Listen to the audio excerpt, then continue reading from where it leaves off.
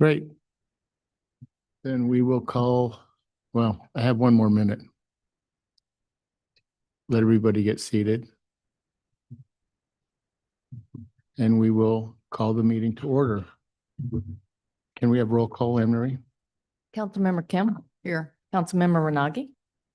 Here. Councilmember Whalen. Here. Mayor Pro Tem Jones. Here. Mayor Orgill. Here. Okay, the first item for the study session is the citywide class and compensation study. We have a presentation. Good evening, Mayor. I'll kick it off. And tonight's item is the citywide classification and compensation study. I'd like to begin by introducing Jada Kent with Baker Tilly, who's going to lead us through a presentation on the class comp study. And I did want to give a thank you from our HR team, Rabina Aurora and Brittany Fernandez, who are also here in the audience, who were a big part of this, the work on the city side. So tonight's presentation is really intended to provide the council with an overview of the process, some key themes, and some recommendations by Baker Tilly that they're going to include in that final report. So this is a study session. There's no formal action required for the council tonight. And it was in the report itself, or the agenda report itself, but there are some next steps. And one of those is bringing back the final report in February. And we'll kind of talk a little bit about that in the presentation itself. Costing details, we'll have to go through some costing of the proposals or the recommendations, and then staff recommendations to the council. So we'll be coming back again to the council in February with that final report and those additional details, and then getting kind of formal direction from the council going forward. And then once the council makes decisions on how they want to move forward, then we get to meet with the associations, all of our labor groups, to do a meet and confer, a meet and discuss, and even labor negotiations on any changes. Of course, when you deal with compensation, you always have to go through the labor negotiations process. So final report in February, maybe early March, and then get council direction, and then lead with a meeting with our labor associations to move that forward. And with that, I'll turn it over to Jada.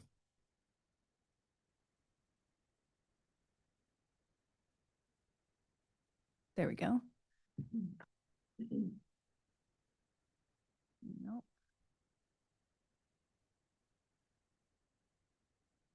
There it goes. Okay, great. Well, thank you all for having me. I'm going to go through this presentation, which we've already begun sharing with employees. So just getting you all up to speed on kind of what our process was to be able to answer your questions, especially as it relates to those recommendations that we have as a result of this process.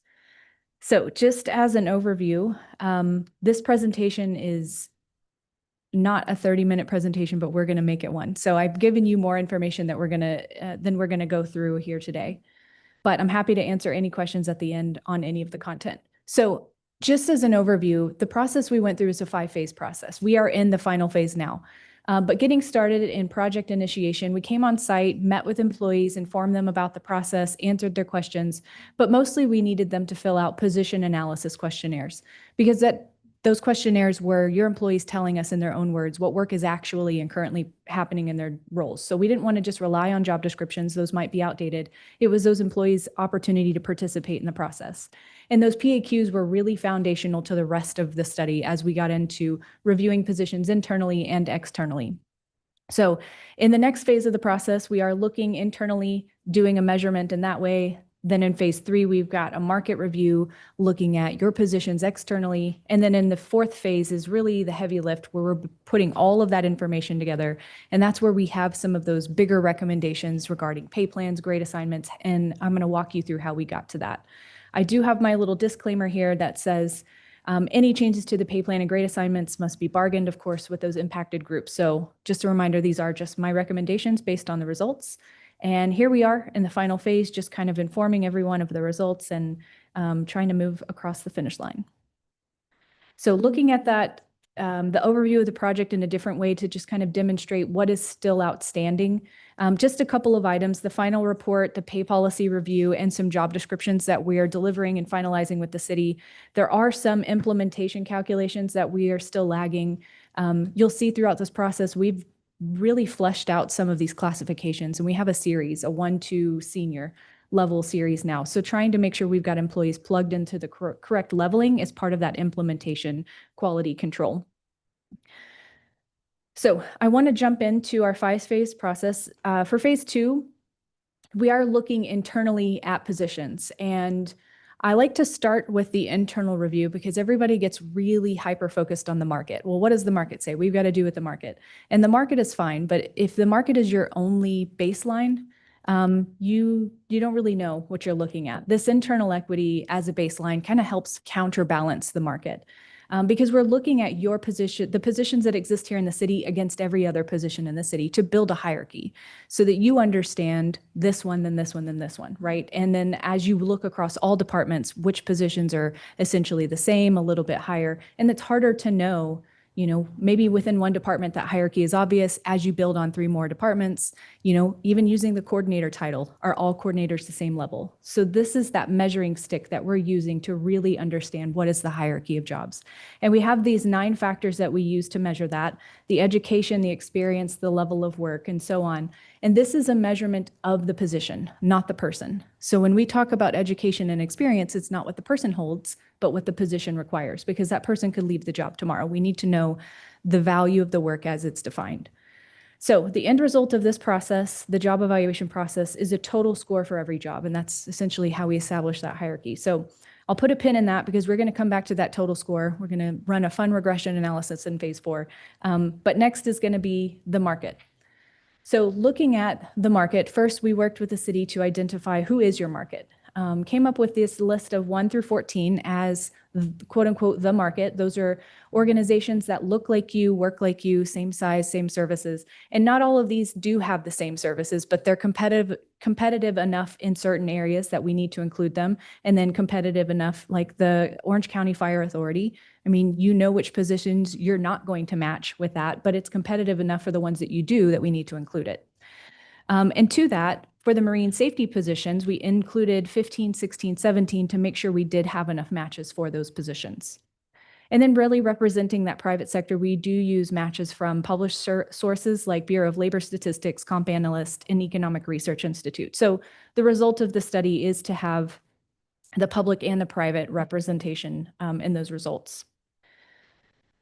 So kind of moving into what does the review look like? We do have a quality and a quantity kind of review check for our process. So for the quality, we're looking at a 75% overlap in job duties. So we're not just saying, okay, that title matches, it must be the same job. We know that's not true because that's the first thing we do in this process is look at job titles to make sure they're correct, that positions are called what they're doing. So we actually looked at the positions across these organizations to make sure there's enough of a match to say, yes, this is good. We'll keep this as a match. And then from there, we have a quantity threshold. We require at least 3 good matches to be able to calculate a market value. And the reason we do that is because if you just have 1 match, that's really hard to say that's the market. That's just what one other person is paying. So having at least 3 to be able to calculate and conclude this is the market.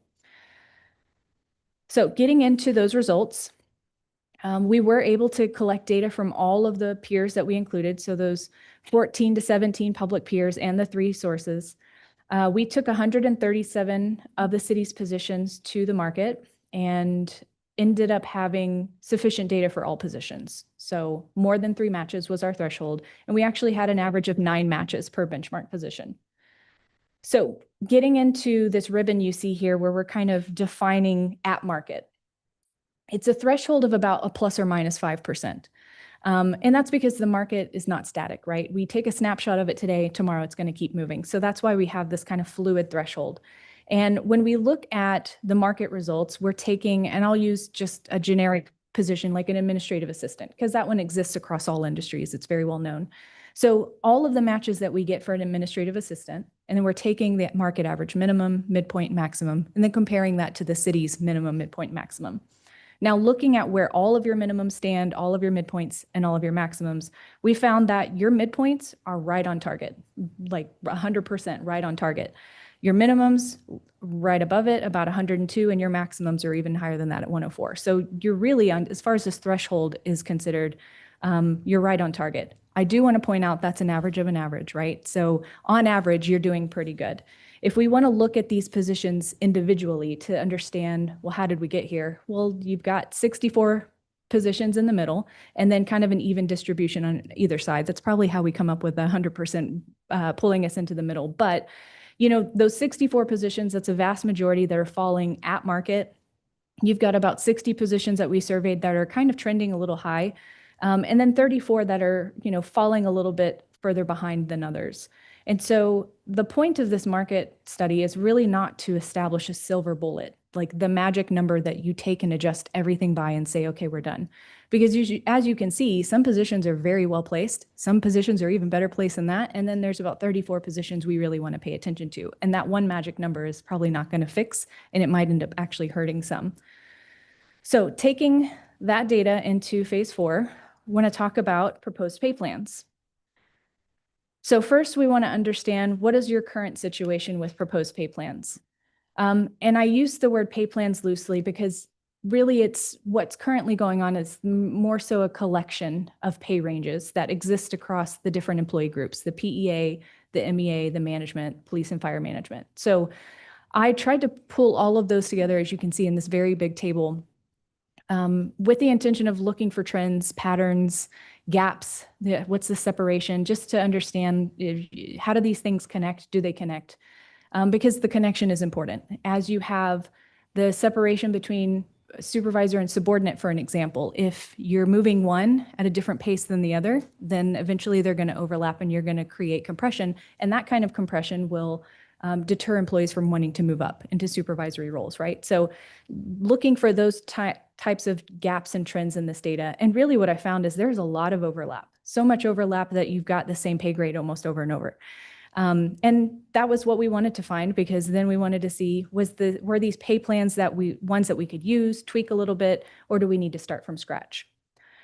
So ultimately, we kind of did start from scratch, but I want to talk a little bit more about this overlap. And I'm going to use the MEA plan as an example to really drill down to. As you look at grades 96 and 98, how much overlap there is in those two grades, as well as 104 and 106. It's almost like they're the same grade, essentially. And it would be hard to really give an answer of why is a position in grade 96 versus 98 when there's like maybe $1,500 of a difference between those pay grades, right? So this amount of overlap, it's not really helpful. So we really want to get in here and make a more intentional pay plan, more intentional separation. If we have, the overlap, it's not really necessary. And I think it hurts more than it helps. So what we've come up with instead as a recommendation is these 5 new pay plans. And I'm going to refer to them as buckets because we're going to put positions in different buckets. Public safety positions kind of react differently to the marketplace than civilian positions do. So understanding that we want to keep the police together we want to keep the fire together, but also recognizing that marine safety positions are probably more like public safety than not, we also wanted to give them their own pay plan. The city currently recognizes an 8-step plan. And so we kind of kept that framework, but just kind of isolating police has their own, fire has their own, and marine safety now has their own. For everything else, we're kind of lumping it into a general plan unless it was on the management plan, because that was different. It was an open range, a separate situation. So everything else in a general plan. And the point of that is to really lean into this data, the internal equity and the external equity being meaningfully woven together, so that this framework makes sense as you make decisions about pay grades and those classification series that we created, the 1, 2, the senior, up to a lead worker and so on. That separation is intentional and everything is connected. So I'm going to go through each one of these pay plans. First is the police pay plan. And this is going to be the first glimpse of one of those classification ranges I'm talking about. We had park ranger previously. Now we have park ranger 1, 2, and a senior park ranger. So really giving opportunities to those employees to develop their skills and move up in those classifications.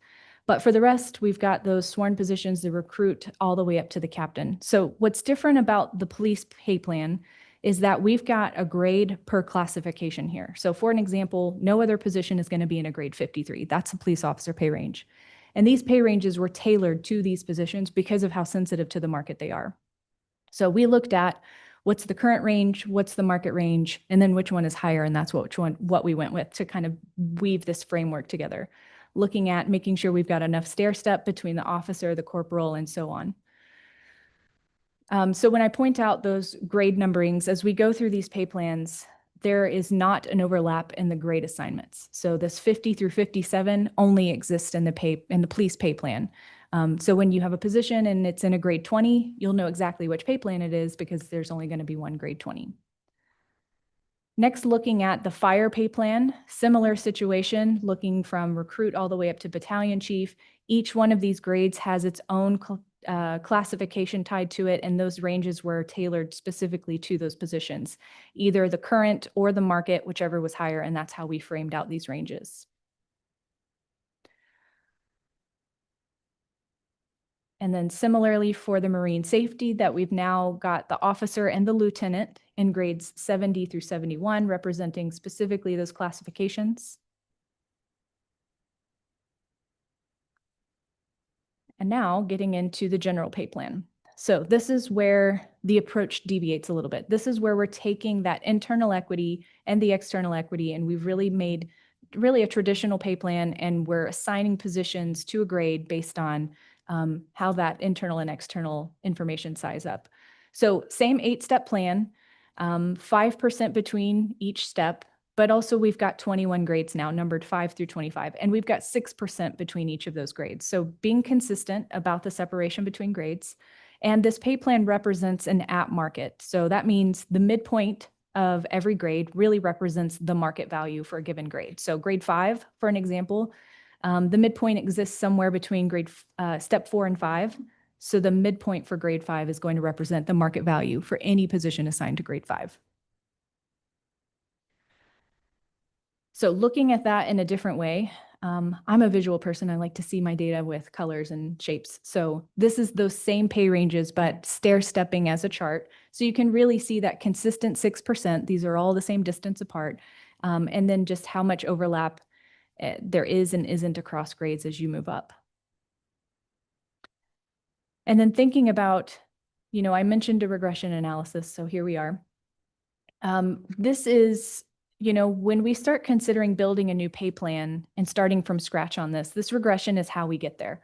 We want to understand the distribution of your jobs. And by that, I mean each one of these dots represents a position, and it intersects at the job evaluation score that's represented along the bottom here. And then the market average midpoint is on the left. So each one of those data points is the intersection for a position. And then we have this black line that runs through all of those lines, kind of demonstrating the natural distribution of jobs. It looks like the line is lagging a little bit towards the end, but I want to point out that I originally built the general and the management plan together as one.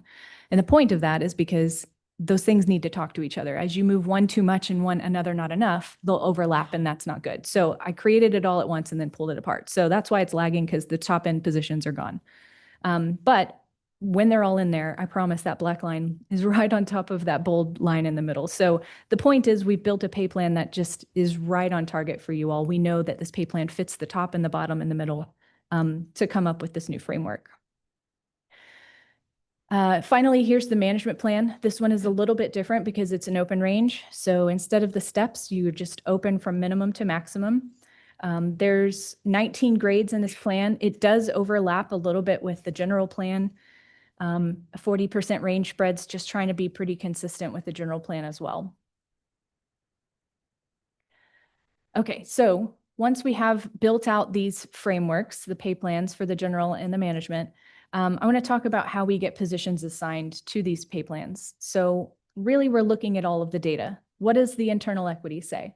Because job evaluation, you've got 200 points, it's going to inform this grade assignment. And then you've got market, and it's going to inform that grade assignment. But we also want to look at the current equity. What does the current midpoint crosswalk into? And that's really where we started. Where's the current midpoint put this position? Because we don't want to start lower than where we already are. Where is everything as it is? And then what does the data say? Do we need to move it up because it's below market? Do we need to move it up because we just created a 1, 2, 3?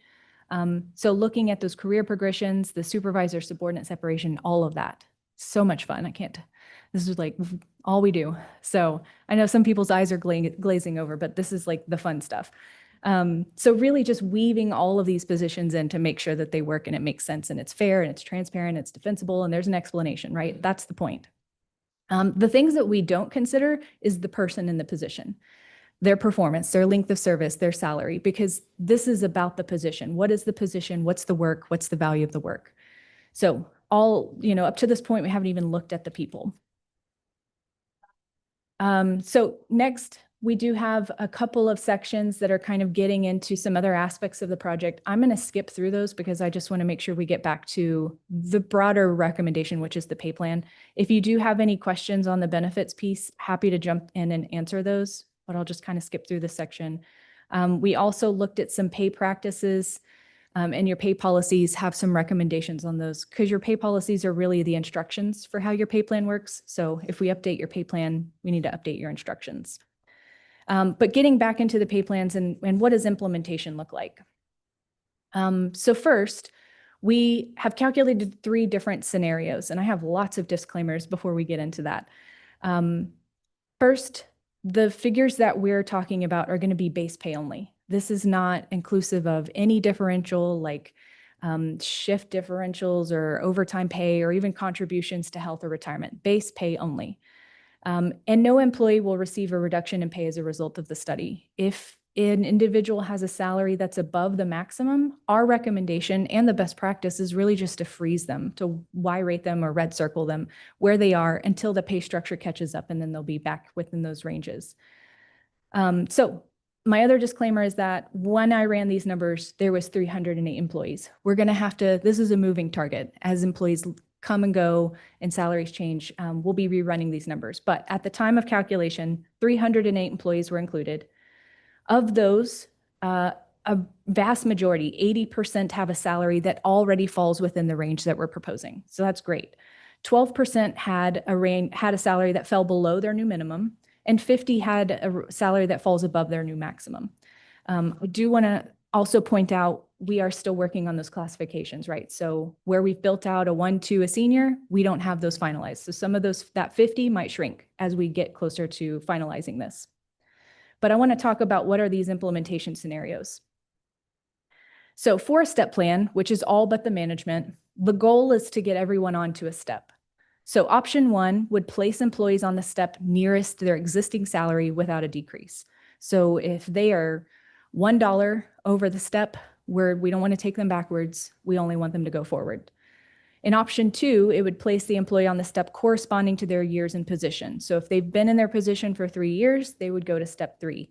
If for some reason that step is less than their current salary, we don't want to take money away, they would just go to whichever step correlates to their salary in option 1. In option 3, we would place employees on the same step that they're currently on. So if they're already on a step 3, we'll just keep them on a step 3. And if for some reason that's also a decrease, don't want to take money away, we'll just put them on the step that relates to their salary. So a couple of different ways to just put everybody onto a step. For the management plan, again, the goal is just to really make sure everybody kind of falls within the plan. So option 1 is who's below the minimum. Let's at least move them up to the minimum so that we have everyone on the plan. And option 2 kind of works like an across the board increase a little bit. It would provide a 2% adjustment for eligible employees. And then option 3 is that compression perspective, looking at moving employees 3% for every year in position through their range. So everybody would start at the minimum. If you've been in your position for 3 years, we'd give you 3% for every, so you'd move 9% into the range, just to kind of simulate making sure everybody's far enough. If your existing salary is already greater than that, we don't want to take money away. We just want to make sure everybody's far enough into the range. So just some suggestions of how we would recommend, and the point of this is you want to be consistent. For this step plan, we don't want to say this employee gets option 1 and this employee gets option 2. We want to be consistent about how we place employees on the step. So that's why we've got a couple of different scenarios once we get to that. But overall, just our broad recommendations, the job evaluation tool that we use to measure internal equity is the backbone of these pay plans. And part of the training that we'll be providing to HR is the ability to evaluate new positions or positions that change over time. Whatever that job evaluation score is, they'll be able to understand a grade assignment. And because it's built on a regression, it's an internally equitable and externally competitive grade assignment. So being able to maintain that and administer that going forward. So we recommend adopting that as the method for keeping the pay plans up to date. We recommend all 5 of those pay plans because each of them are kind of tailored to those groups of positions. The process for establishing grade assignments, one thing I forgot to mention is after we had preliminary grade assignments, we came on site and we received input from department heads. So that wasn't just a game where Baker Tilly decided what position should be. We also took a lot of feedback from the city to understand, does this make sense? Okay, where should it be? Okay, they supervise them, they can't be in the same grade. So we do have a lot of input built into these finalized grade assignments. And then, selecting an implementation scenario that's kind of consistent and consistently applied to all employees, but also is attainable and sustainable fiscally. My biggest recommendation is this last one, though, is just to continue efforts like these to maintain your class and comp system. Those are just routine maintenance, like job description updates, keeping an eye on the market, doing annual structure adjustments and annual increases for employees.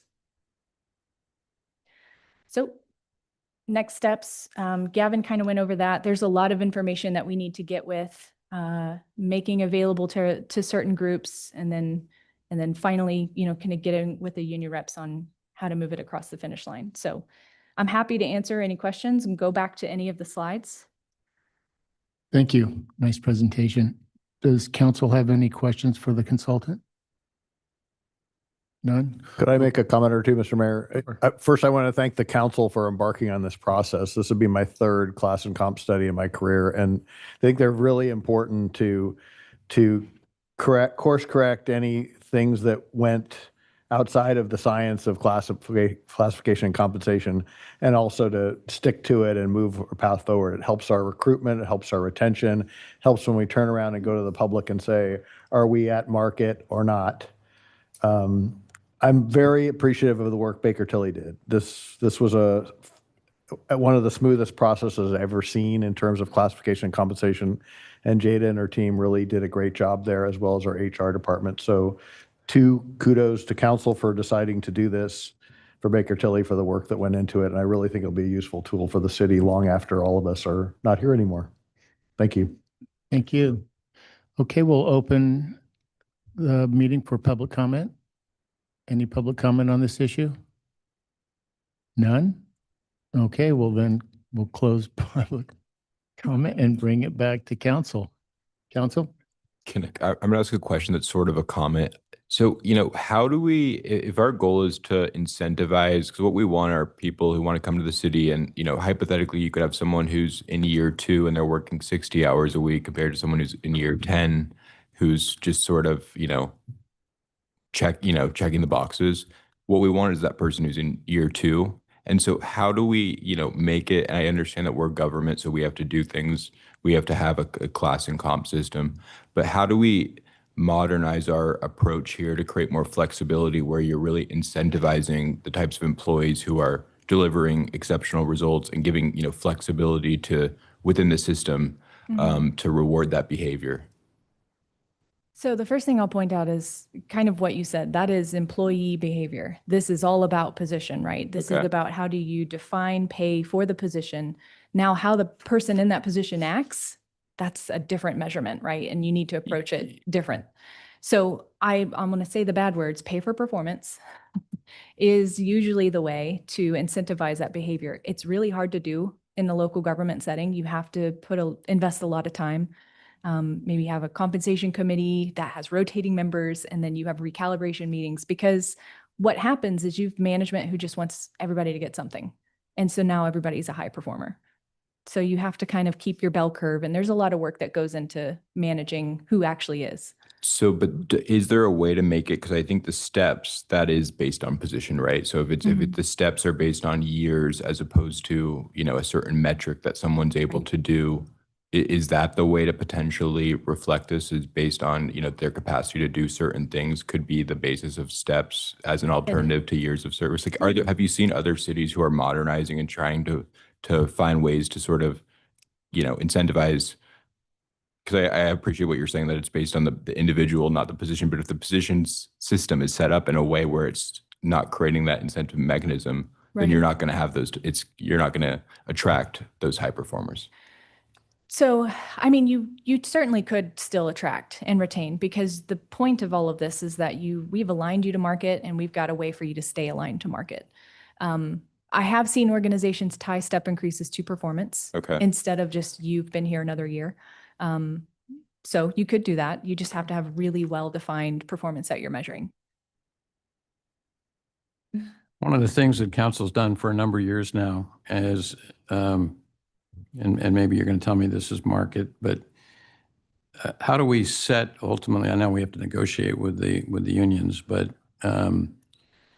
it's been our objective not to be at the median, but to be above the median in the county for the purpose of attracting top quality people. So that still will play out through the negotiations process, I take it, without regard to the position study. Yeah, so, I mean, police and fire and marine safety are kind of a different game because those pay ranges are tailored specifically to each position. And, but it's at market. And so it's not designed to be leading market. We can shift it if that's the directive that we want to take. The general and the management also aligned at market. So none of those are designed to be leading market in any way. So it just would be worth talking about. That's a departure from where we've been for the last decade. So we should chat about it anyway. Yeah, great. Sue? No, I think this is long overdue. We've needed this for a long time. I don't, it's going to help us a lot. But in terms of what Alex was mentioning about, attracting and compensating, good performers, I think, so I've done a lot of these class and comp studies in my career, a lot of them.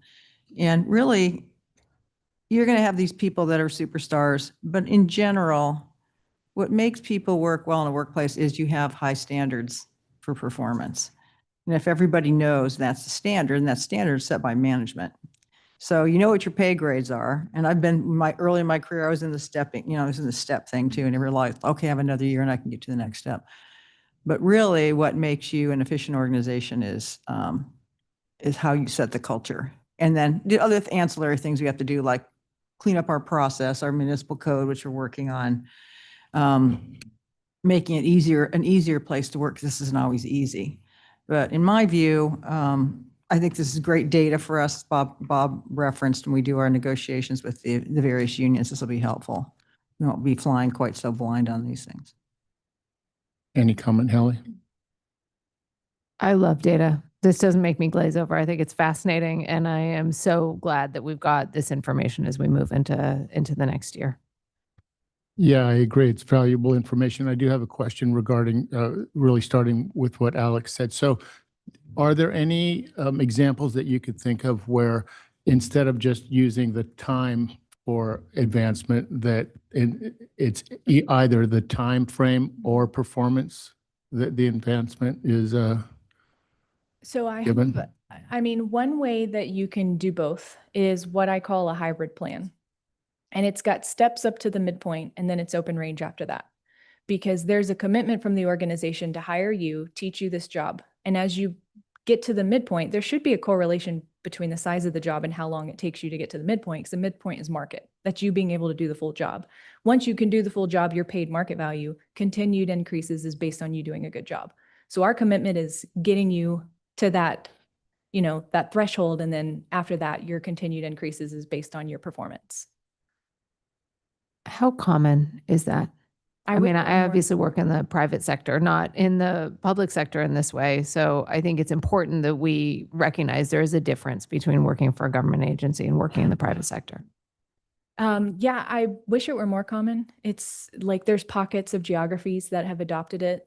And really because either me or somebody else I know implemented it, and then somebody else saw it and took it and it spread. I think it's a great tool when you don't have a complete buy-in on pay for performance. So it gives you both the time and the performance.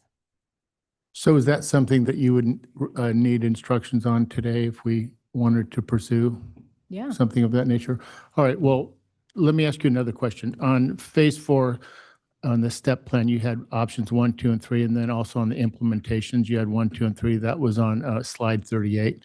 Are you looking for direction from us on those various steps, or? Not yet. Not yet. Mr. Mayor, I have strong opinions about these. So yeah, I was hoping I could make a recommendation Sure. to you. Okay, thank you. I'd like to call on City Manager Dave Kiff for his comments and on all matters. And I just Go ahead. comment, we are coming back with the final report and additional, at least overview these recommendations from a staff perspective. So that'll come back in February, early March. Dave? No, but actually, if you do feel like a hybrid plan would be better for us, that would be direction we could take. I like it. I like the incentive twist to it, as well as what Jada said, bringing people up to market and at the median, and then it's do well or don't do well from that point forward. Again, though, again, I'm going to make this point. When you do that, I mean, I get what you're saying. I'm not saying I necessarily disagree with it, but you get this point where, everybody kind of goes to the hybrid because management has to hold the line and managing employees. And if you're getting, like, okay, well, I have a superstar over here, but this person maybe, but that's where you get messed up. So And that's where all your work kind of doesn't help you anymore. And I understand that, Sue. And again, all of my, I'm just coming from private sector experience, but I'm wondering if it helps with retention. So if you have a high performer and they're getting a bit frustrated thinking, oh, I got to wait another 2 years before I get my bump, and it might help us. Maybe you could put them on a retention bonus or something like that, but. But I think the problem is that I mean, I agree with you, Sue. It ultimately comes, it's a management question, right? About how you have a high performing culture. But it seems like we're sort of, and that's kind of the fundamental problem with government at all levels, is that we've made it so that we're not really creating the right incentives and creating conditions where managers are able to use this class system to, achieve performance goals. So I guess, Dave, do you see issues with the hybrid approach? I don't see issues. I do think the defined step plan is probably easier to administer. So this would be more challenging to administer, but we talk about this as the management team, and I think the managers are quite competent in doing this, and especially if we focus a little bit more and train ourselves a little bit better, and then talk amongst ourselves to make sure that we're treating a similar employee within our departments the same way. We've had these conversations about one demoralizing effect is thinking that you're working 45 hours a week and your neighbor over there on the other cubicle is as Alex is saying, checking the boxes. So we're aware of that and trying to work through that to make sure that we're a place where if you're going to work hard, you're going to be satisfied because of that, because you're going to be supported and compensated for that. I think there's a lot of detail that would have to be fleshed out if you're looking at a hybrid plan, like how much do you get to bump somebody? What's Right. the pool of money? I mean, so I'm not prepared to say myself today that we ought to look at that. If we want to bring it back for further analysis and flesh it out a little bit as to how it might work or how it might be implemented and still maintain your constraints within your budget, I'd be willing to look at it, but I don't want to default to it today. I think that makes a lot of sense. And I think it will only be successful if we've got a process for sustaining it moving forward, no matter how strong, quite frankly, the management team is. It has to be a process and a structure that's going to survive. Thank you. Well, it looks like there's consensus on bringing back some, at least information on that, and we can study it further. So Gavin, what other, well, first, are there any other comments with council? I think we're good. We're good. Okay. Do you need any other specific direction? I don't think so. I think we've got enough today from the council. And like I said, we'll be back again to ask for additional direction. So we are good for today. Okay, great. Thank you. Thank you very much. I appreciate it. Great work. Great presentation. Thank you.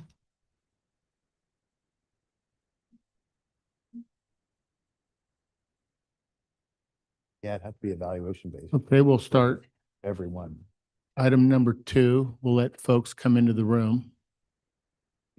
That's not one individual's decision. Yeah, that's interesting. Yeah.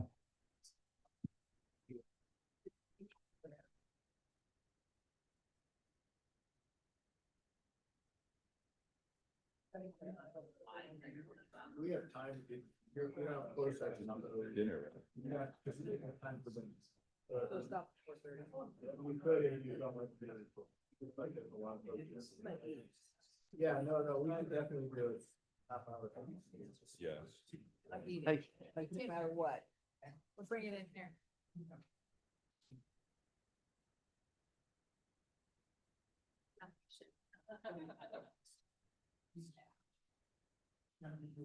Great. So we're going to start with the item study session number 2, Pacific Marine Mammal Center Field Hospital request for permanency.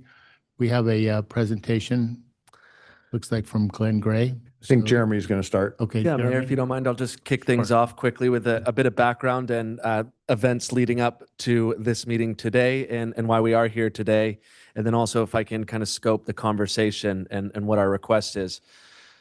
First, going back a couple of years to about, I think, end of 22, start of 2023, prior to Pacific Marine Mammal Center initiating their renovation, they were searching for a place to have a temporary field hospital so they could continue their services during this prolonged construction phase. They searched a number of locations, Ocean Institute, for example, and were coming up unsuccessful. And at that point, reached out to the city to ask the city if we could help them in identifying a location to have this field hospital that would then allow them to undergo their renovation. Given the proximity, the infrastructure, et cetera, we did look at a portion of the dog park, about 15,000 square feet of the overall 115,000 square foot parcel, thereabouts, and identified that spot. We did meet with Friends of Laguna Beach Dog Park to discuss. I'll allow them to characterize that conversation and their feeling on it, but ultimately we're supportive of us moving forward on a temporary basis. And so we went through the permitting process, and in 2023, a temporary use permit was issued to Pacific Marine Mammal Center for this field hospital. They've been undergoing their construction and using this place since about late 23, early 24. It's been a long journey here, a long road getting here, I'm sure, for Pacific Marine Mammal Center. One of the conditions of the TUP was that at the conclusion of the project, the field hospital would be returned back to its original state.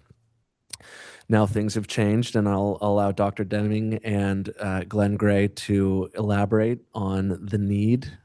But what has grown over the last 2 years is a need for additional resources in animal hospital for Pacific or for marine mammals.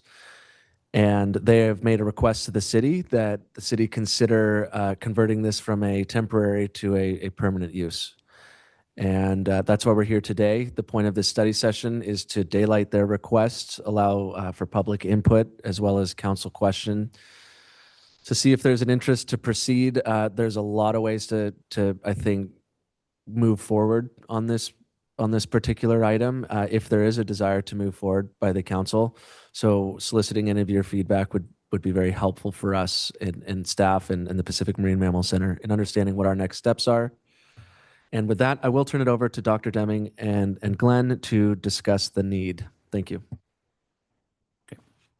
Thank you, Jeremy. Thank you, council and staff. And thank you, neighbors. I want to explain what this request is and what it isn't. Let me start with what it isn't. It's not a retrade. It has been our intent since day one to return the area to the dog park as was intended. Along the way, Mother Nature changed some ideas. And that's what we want to talk about, the why. It didn't really materialize until into this, what I'll call season. And Dr. Deming will talk more about the seasonality of our business, but having to do with the number of rescues, responses, and patients that we deal with. We used to deal with a more normal pattern, seasonal pattern. And what I'm referring to is what I think got a fair amount of press this last year, the toxic algae, the domoic acid, or DA bloom as we refer to it. Those used to be every once in a while. This last year was the 4th consecutive year of a DA bloom. So if you wind things back when we designed our new center, and then when we asked for this space to be temporary, we were dealing with the old norm, not the new norm. So that's why I like to say this isn't something that we had planned all along to hoodwink anybody. Absolutely not. What we're dealing with is a very unusual and sadly, I think, almost permanent pattern of dealing with what the ocean is doing to itself, or not what the ocean, what we are doing to the ocean and to its inhabitants. I've asked Dr. Deming to maybe enlighten you a little bit about what we are dealing with. And I want you to keep in mind that behind this request is really public safety. It's not about, gee, we want to do more. Actually, I wish we wouldn't do more.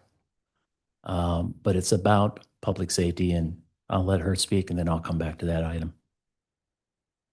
Yeah, so Jeremy, if you want to pull up that presentation, I'm Dr. Deming. I am Vice President of Conservation Medicine and Science at the Pacific Marine Mammal Center. I'm a veterinarian, and I also have a PhD in infectious disease. And one of the things that brought me to Laguna Beach and the Pacific Marine Mammal Center is actually because Laguna Beach is such a great ocean conservation city. And my background is actually in studying DDT barrels that were dumped and the cancer in the sea lions off our coast. And to be completely honest, domoic acid is not an area of interest for me, but I'm forced now to start working in this area because of what's going on with our oceans. So this is a graph that shows we cover all of Orange County. So we respond to any sick or injured or deceased marine mammals along Orange County's coastline. And Laguna Beach is our only facility and hospital to bring the animals to rehabilitate them and get them back out into the wild, or humanely euthanize them if they present with conditions that are too moribund to treat. So if you look at our traditional stranding demographics, this bar graph shows you from 1998 all the way to 2025. You can kind of see we kind of average between 80 and maybe 200 animals. The red bars that you see in that graph are pointing out domoic acid blooms that have happened historically. So the first domoic acid bloom described in our coast was in 1998. And it's produced by a marine algae. And these marine algae blooms are directly related to the amount of nutrient influx coming onshore into the offshore environment, feeding these marine algae that produce a toxin. And that toxin causes, it's a neurotoxin that causes hyperexcitability in the brain. And typically we see it in adult female California sea lions, which has everything to do with their natural history of making babies in the Channel Islands off of our coast. Which is the rookeries for where the babies are born and the moms hang out and feed. And these domoic acid blooms have been occurring historically about every 3 to 5 years throughout the Southern California bight. And on average, we would kind of intake during these bloom years about 200, maybe 300 animals max. If you notice those light blue bars, that was actually the years between 2013 and 2016 that triggered our need to do a renovation and increase our capacity. And that actually was not related to a domoic acid bloom. That was related to the marine heat wave and the blob, if you guys remember that occurring off of our coast. And that resulted in the sardines and anchovies moving too deep or too far out for the baby sea lions to forage effectively. And we got a lot of malnourished pups coming in. Now, the difference between preparing for baby sea lions that weigh maybe 40 pounds and adult sea lions that can weigh between 200 and 600 pounds is a very different planning process. So when we planned the main facility at the barn, we were anticipating increased sea surface temperatures, decreased foraging, more pups stranding, and we have the capacity to manage that in our barn with our renovations that we've done. With the field hospital, we thoroughly appreciate the city, the Friends of the Dog Park, the food pantry allowing that to happen. If we had to close our doors and not respond over the past 4 years, there would have been significant public safety concerns out on our beaches, especially in 2025, with the largest number of marine mammals that has stranded in Southern California history, period. So managing these adult animals, especially that are neurologically inappropriate, having seizures, and unfortunately these adult animals, females typically present pregnant and end up losing their pregnancy while they're in treatment with us because of this toxin, is not something we want the public to have to see. And we really pride ourselves in public engagement. And during these DA blooms, it's very important for us to maintain an open door policy so we can educate the general public about what's happening on the beaches, how to stay safe, but they shouldn't be forced to have to see the seizures and abortions that we've been triaging this year like we have never seen before. So I've been very grateful at the fact that we have been in the field hospital and had the capacity to do that in a sheltered environment. With that said, the DA years don't happen every year. And so I don't have expectations that we would be operating out of the field hospital like we have been the past 3 years, where we're there constantly and there's always patients there. It would essentially be a pop-up facility that we could open up during about a 2 or 3 month period to be able to continue to triage and rescue and retrieve sick animals off the beach and get them to the hospital and make sure that we don't hit capacity. Our capacity would be cut in half at this point from 200 animals, which is what we're anticipating at the barn when our renovation is done. And if we had the field hospital, we would be able to double our capacity to about 400 animals. We hit our capacity in 2023 when we were still at the barn, which required us to close our visitors yard and build emergency pop-up pens. And if you notice the numbers, that was about half as many animals as we responded to in 2025. So we would have had to stop, if you can go to the next slide. This is showing from essentially like the end of February 2025 until May. And each one of these bars shows you how many rescues we did that day.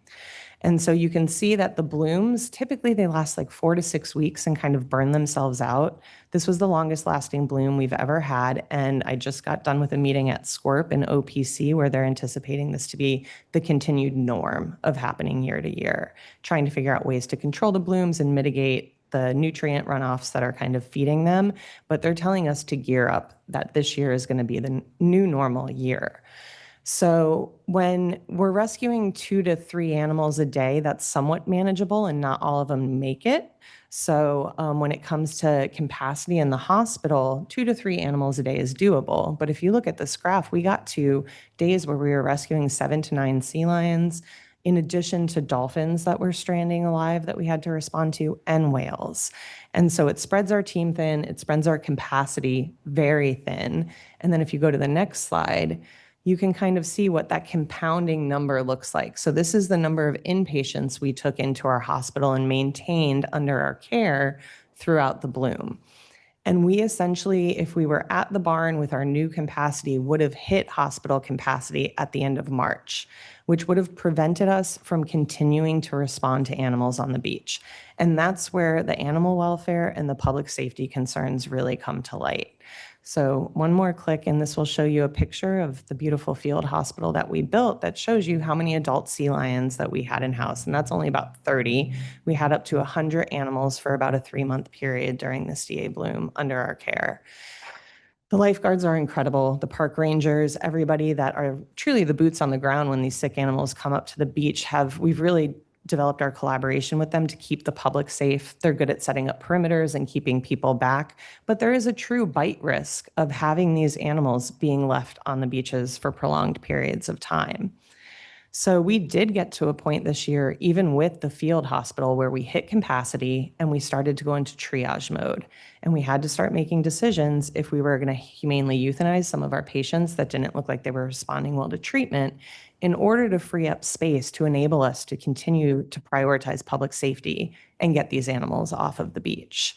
So I just kind of want to make everyone aware that this is a public safety concern. We do have expectations that it's going to continue, and we're not necessarily going to be operating out of the field hospital all the time, but as needed to be able to pop that open to facilitate support to be able to get these potentially dangerous animals off of the beach is incredibly important. And we have seen dogs interacting with sea lions on the beach. After you have a seizure, you're in what's called a post-ictal period where you're really disoriented. Sometimes they can lose their vision and become blind. So if a dog or a person approaches that animal and touches them or gets too close, it could startle them and result in a bite.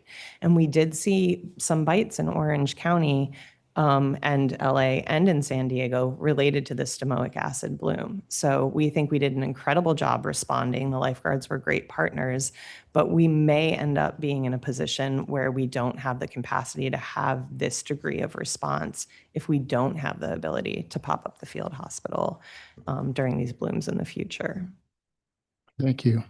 Well, before I ask council, Glenn, did you have any other comments? Oh, I was just going to let you know that in the suggestion that we're making to retain, we're asking to retain most but not all of what we've been using. As Jeremy pointed out, you allowed us to use approximately 15,000 square feet. We would return about 20% of that because, as Dr. Deming mentioned, we don't need to have duplicity for everything, just really for the patient capacity. So a couple of the trailers, for example, that are on site, we would be removing those. We could give a portion, if you can visualize this, it would be on the backside, closer to the hillside. And depending on what happens with the food pantry, that we could provide an access way behind us from the food pantry to the park. At the end of that, I think instead of the 15,000, we'd end up with around 12,000, which would give the dog park roughly 90% of the space that they had to begin with. Thank you. What's encouraging about this conversation between the both organizations is we're reminded what a compassionate community we are. So it's nice to have this conversation amongst y'all. So are there any questions from council? Just a question for staff. So Jeremy, as I recall, we looked at doing housing on this site back in 2021 when I was on the Housing and Human Services Committee. And one of the issues that came up then that was referenced in this letter was the fact that, as I recall, and I don't know if when I look back at the presentation, that there's a restriction due to the funding that was used to acquire this property. And I think we would have to pay it back with appreciation. I don't know if that's accurate. I don't know if there's a use restriction. So it seems like, before we look at because I agree there are a lot of needs and we want to figure out how to address them. Do we have the legal, I think question one is, do we have the legal ability to do things on this existing space? And then number two, if the answer is yes, what would the cost associated with that be to pay back the loan? Councilmember, you're correct. There's not a deed restriction, but there are, the properties were purchased, one with a $200,000 grant, the California Transportation Commission, and a $60,000 thereabouts grant from the former California State Park and Recreation. Both of those carry covenants on them that it does have to be open space or in its current form indefinitely. That said, that is an agreement that's 30 years old. Part of the direction is we'd need to do a legal analysis and look at that again and see is there a buyout, and just understand the legal implications further. But you are correct that does exist today. The extent of its impact, unknown. Other questions from council? None? Okay, we'll open up for public hearing. Any comments? Honorable Mayor Orgel, City Council members, city staff, my name is David Finch. I'm president of Friends of Laguna Beach Dog Park. A nonprofit was formed in 2005 to represent dog lovers and their dogs who rely on a great public park that we're talking about.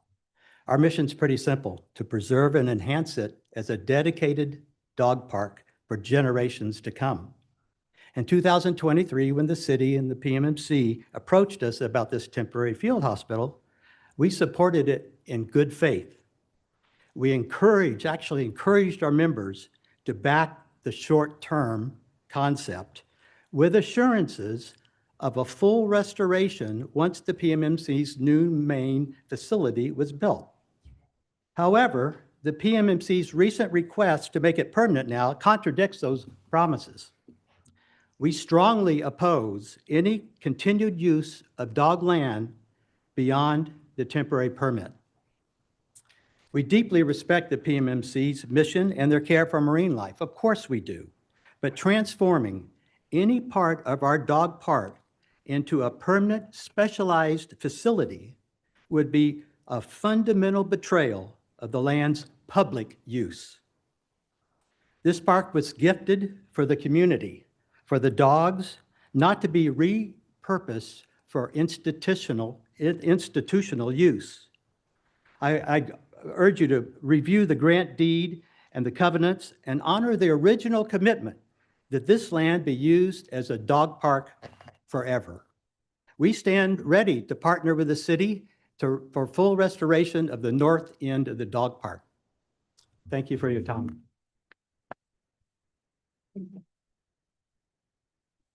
No clapping, please. Raise your hands. Thank you. Hi, I'm Chris Quilter. I'm speaking on behalf of the pantry. I'd like to read portions of a letter we sent to the council into the record for this conversation. We also strongly oppose the PMSC making that TUP permanent. We supported the original TUP because we support the mission of the PMMC. And while its new state-of-the-art campus was under construction, which we were anticipating would take a year, we've been working side by side with them. And no one anticipated that the TUP would need to be extended an additional 2 years, which is an additional 2 years of unavoidable intensification for us, unavoidable noise, and unavoidable odors. If the land subject to the TUP can be annexed, and that obviously is under discussion here, our position is that its best use is by the pantry. Pantry has been part of a community-wide, we've been the city's tenant for the past 16 years. We have primarily served Laguna Beach residents and workers, including seniors, people with disabilities, students, and those who work in Laguna Beach. The need for our services has steadily expanded over the years, and we have long hoped to expand into the area now subject to the TUP.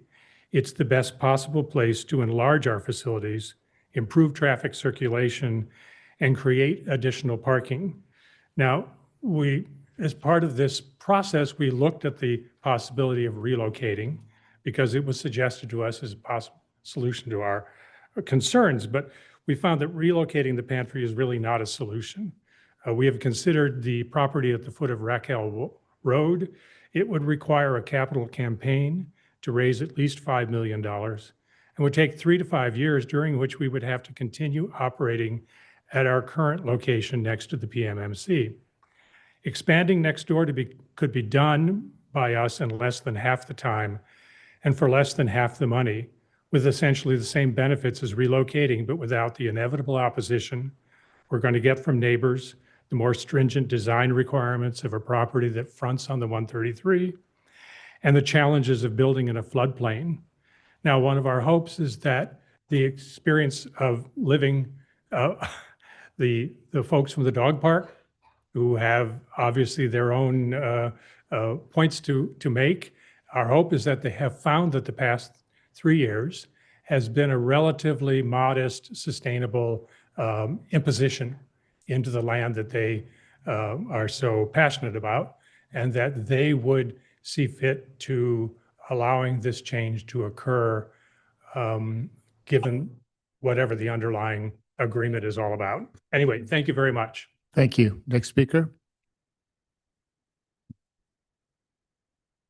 Hi there. Good afternoon. I'm Ann Bellier, Executive Director of Laguna Food Pantry.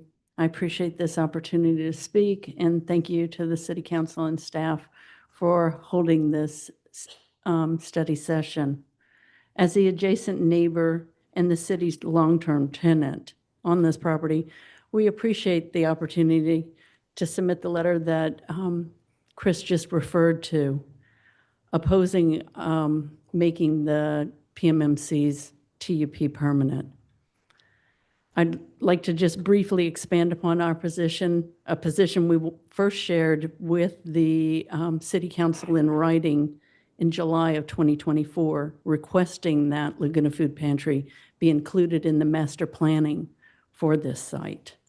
We believe that allowing PMMC to permanently occupy its current temporary location after it moves into its new facility would limit the city's ability to thoroughly evaluate how this property could best be used for the entire community. As the evaluation progresses, we respectfully urge the city to consider this site as part of a broader analysis, including its potential use as the expansion of Laguna Food Pantry. Quite simply, we've run out of space. The pantry is powered by a small staff and an extraordinary volunteer force.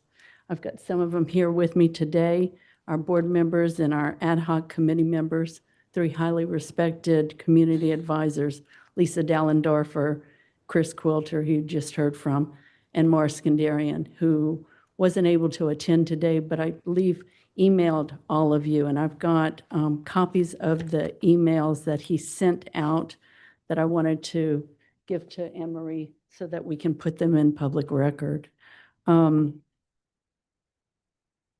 the past decade, over 1,800 volunteers, most of them Laguna Beach residents, have volunteered for Laguna Food Pantry. In 2025 alone, volunteers contributed over 29,000 hours with a value of over $1 million. We currently serve about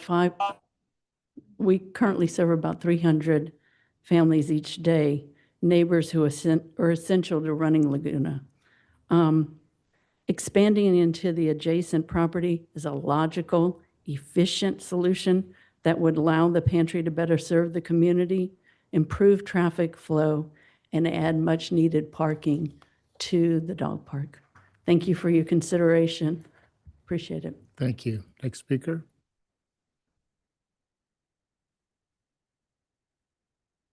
Good afternoon, and thank you for giving us the opportunity to speak with you. My name's Dr. Catherine Turkel, and I'm here to speak on behalf of the Laguna Beach residents who value the transparency, the public trust, and the responsible use of our shared land.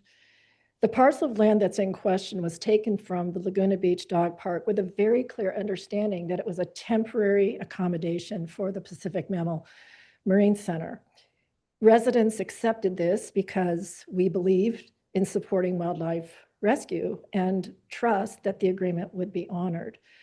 And what we're seeing now feels like a shift in that understanding from temporary use to permanent taking of the public recreational land. And that's deeply concerning, especially to learn that it would really be only used for a few months of the year. So could a pop-up facility that's only going to be used for a few months of the year be placed somewhere else? Because the dog park is used every day of the year that it's open. The dog park is not excessive land. It is a vital, heavily used community space that supports the physical health, the mental wellness and well-being, and social connection of our residents. It's all ages of people come to the dog park. And once public parkland is lost, we know it's never returned.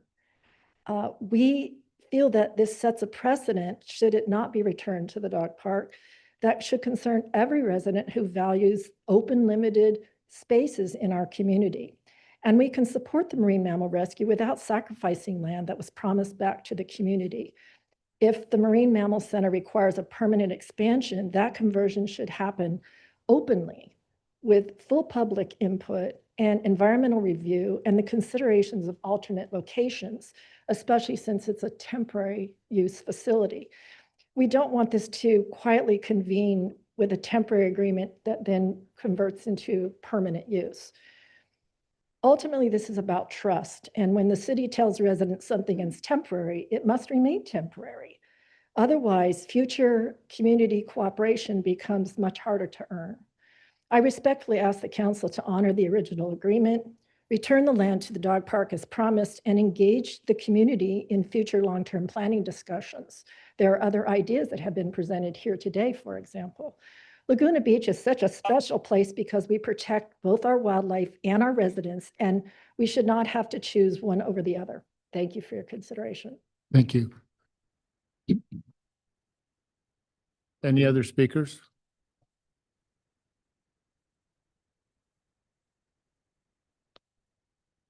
Hello, my name's Sean Schluter. I'm a longtime Laguna resident and dog park enthusiast.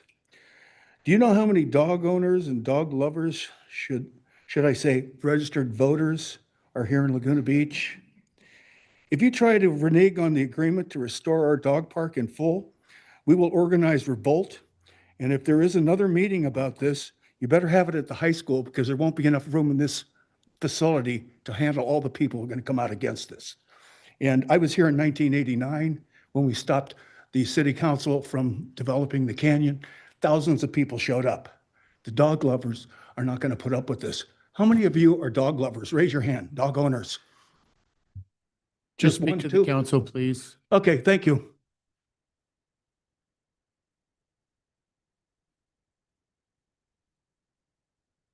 Hi, thanks for having us, council members and Mr. Mayor. My name's John Lafferty. I use the dog park at least 3 times, usually 4 times a week. The time of day I go isn't terribly busy. I know the mornings are extremely busy. I know the evenings are busy. I'm retired. Most of the world is not retired, and that place gets very crowded. It's a wonderful resource. The temporary use permit is for a temporary use. There are all kinds of organizations, including the Marine Mammal Center, including the food pantry, very deserving organizations that all have their eye on this piece of land. I'm afraid that it's the nose under the the camel's nose under the tent. If we allow this temporary use permit to become permanent, then other organizations will say, oh, it's up for grabs. We'll take a piece too. And as Mr. Fremont pointed out, the legality of all of this is not settled. As I understand it, the deeds, I'm using that as a layman, are not clear. In fact, parts of them are missing. And I've spoken to board members of the Friends of the Park. They've spent multiple years researching this, and this missing document is really missing. So how you are going to decide the legality of all of this, I don't know. I would like to address your first graph. It's of a very short period of history, and it actually, to my untrained eye, doesn't look like there's any trend. There was definitely a spike this year, a huge spike. But other than that 1 year, you average everything out, and it's pretty much a straight line. So much as I applaud what you do, I don't think it requires us to submit to the temporary use permit being turned into a permanent use permit. I think I had one more point if you give me, oh yes, somebody, again, I think it was probably Mr. Fremont or maybe the doctor, said that Laguna, the Marine Mammal Center, essentially takes care of all of Orange County's shoreline problems with marine mammals. That's something that I think should be worked out with other communities up and down the coast. I don't see why Laguna Beach should be the sole marine mammal center, or certainly funding center in the entire county. Thank you for giving us the opportunity to speak to this issue. Thank you. Thank you. Next speaker, please.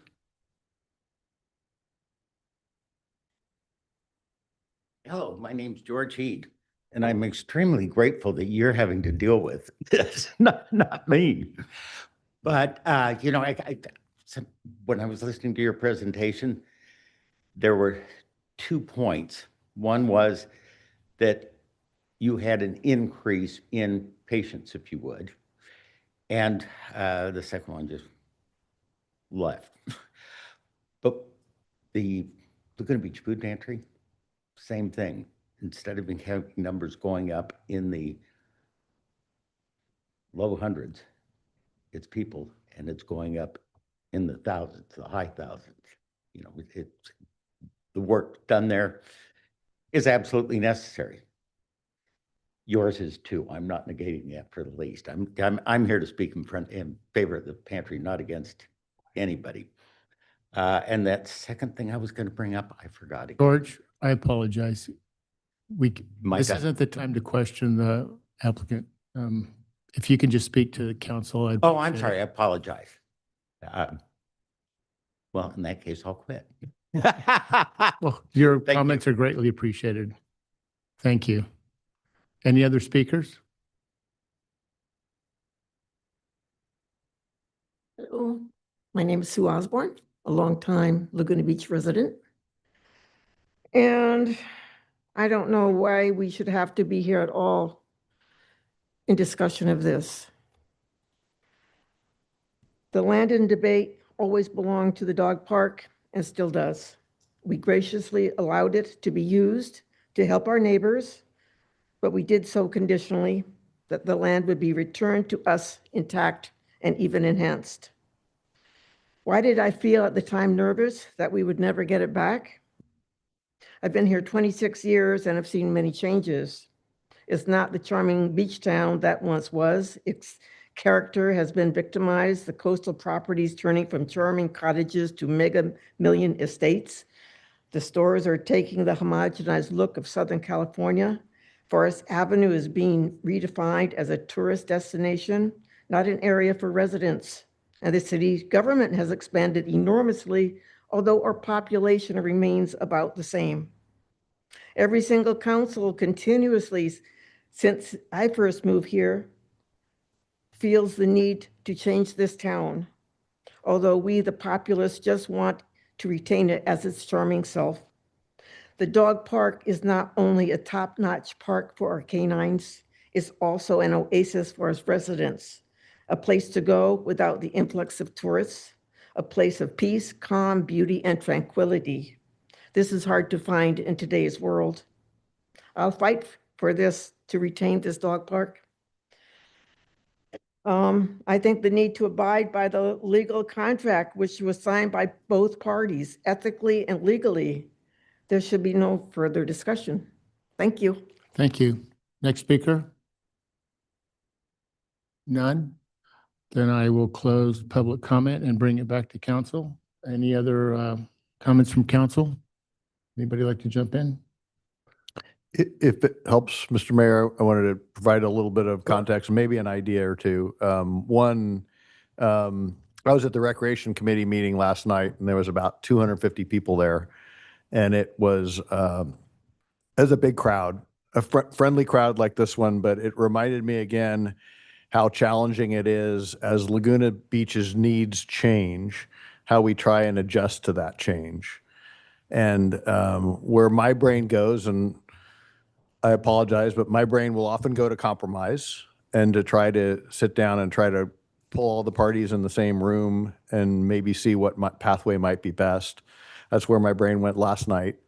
Because it again, very similar discussion about Molten Meadows Park. We love the park, don't change it. And yet there were an equal amount of people who came in and said, you know what, our kids need an additional amenity, and where can that go? And it's really hard to place things in Laguna Beach. And as the dog park people have noted, and Glenn and the food pantry folks, this is a prized piece of property. And I do think there's reason to, if we do a master plan, that'd be terrific. But even if we just sat down in a room with, I don't know, 2 representatives of each side, that's, if there are sides, each perspective, and try to figure out what could work there, because I don't think it's set up right now. And I'm sure there's a better way to set up. Is it the best way? I don't know, but that could be one pathway to help address that. We do have a little bit of time, not much, but a little bit, because the PMMC facility is not done yet. But anyway, I'd punt it back to you just with those thoughts. Well, I appreciate your thoughts and your ideas. I toured the property, and I, couldn't help but to think that this could be better organized and the property could be used in a much more efficient way. And I appreciate, a lot of the comments and the passion as far as things staying static. But unfortunately, as we know, the only things that are static are taxes and deaths. So things do change. The community's needs evolve. I mean, not long ago, we heard, pickleball, and, there's just things that come up. And we do have a new, I don't know, Jeremy, maybe you can answer this, a small dog park that was put up at Molten Meadows. I don't know if we've added others over the past, but we can get into that analysis later. I'd also like to everybody to keep in mind, this is the study session, and I really commend this council and their willingness to do these things. Remember, this is a chance for the community to have discussions, and that's what this is about, to make sure there's transparency and discussions. So I just encourage everybody to, participate and understand that there's not ulterior motives here. We are trying to do our best here and invite the community to be a part of the discussion. So with that said, I will see if my other council people have any other comments. Thank you. Alex. So today I read the Conditions of Children report for Orange County, which comes out every year. And one of the glaring statistics is that in 2023, that was the last data they had, 1 in 8 children in Orange County are hungry. And that was up 50% from before COVID. And that was before the federal government has made, draconian cuts to food assistance. And, you just see it anecdotally reflected when I drive to work in the morning. The line seems to get longer and longer outside of the food pantry. So clearly there's, needs there. I also think that there's opportunities for PMMC as well as, the work that they do is also critical. And so, I think that to the city manager's point, there is an opportunity to look at, a portion of this and how can we really address the needs of our community and address sort of in response to changing circumstances, whether that's, pollution in the water or whether that's just growing hunger in our community. And so, it seems like question one is to figure out the legal, how these funds, what's going on with these funds and the extent to which anything could change. And once we answer that question, I think that there's an opportunity for some sort of a compromise here where there can be, we still would have probably one of the biggest dog parks in Orange County, but also addressing really the significant needs that our community is trying to address here. So that's how I would look at this. Thank you, Sue. Yeah, I just, Mayor and I, as you referenced, we walked the property on Sunday. There's just a lot, it just begs for a master plan because there's a lot of activity in a very small space. And, I've been out to the food pantry when you're serving, and you have to pull in, you have to do some ridiculous 3-point, gymnastics turns to get out of there and stuff. And then the PMMC's in there, the dog park's in there, and there's also construction. I don't even know what all the stuff is, but it's just not, it needs to be thought out. It's not well organized. Mark and I were both saying like, this begs for a plan here. And we do have a lot of people that are not getting enough food, and that's going to get worse, I think, because the administration is not helping people get food. And that's just the bottom line. So the organizations like the food pantry have to try to fill the gap as best they can. So it sounds like too, we need to look at from a land use perspective, we need to take a look with the city attorney's office just to find out what's happening with that parcel. Thank you. Bob? The only thing I'd have to add is I agree we need to take a look at this thing holistically and see how we can better utilize it. It's clear that even if it all reverts to the dog park, I think the property north of there can be better utilized where the ASL is. There's used to be some of our corp yard that I think is still going to be partially vacant that might afford more better circulation for the food pantry and an expansion for the food pantry.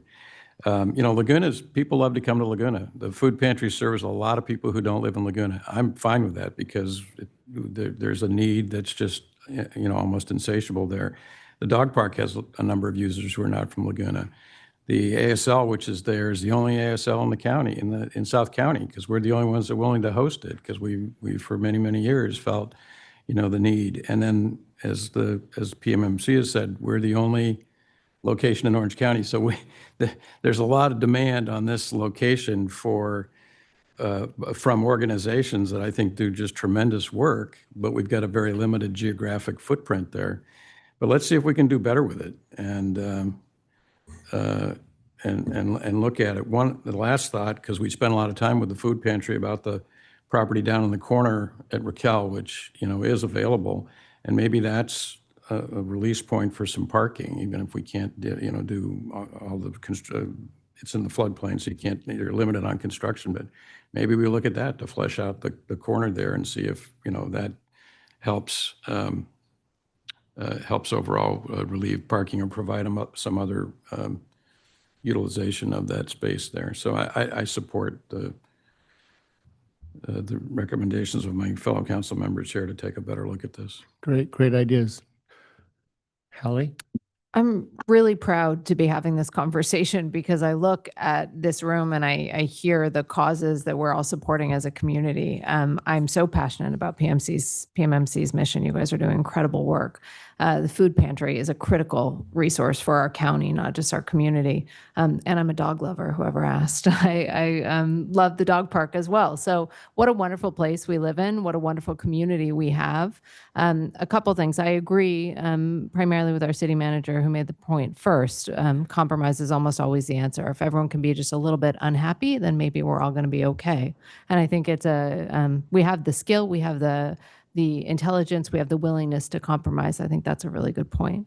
But I also want to say, I'm a relatively new city council member, and one of the things that I don't like hearing in the community is, well, we can't trust what the city says. So I think it matters that we had an agreement, we gave our word, and I understand that circumstances have changed. Certainly, we're watching our climate change. You guys are facing a very different reality.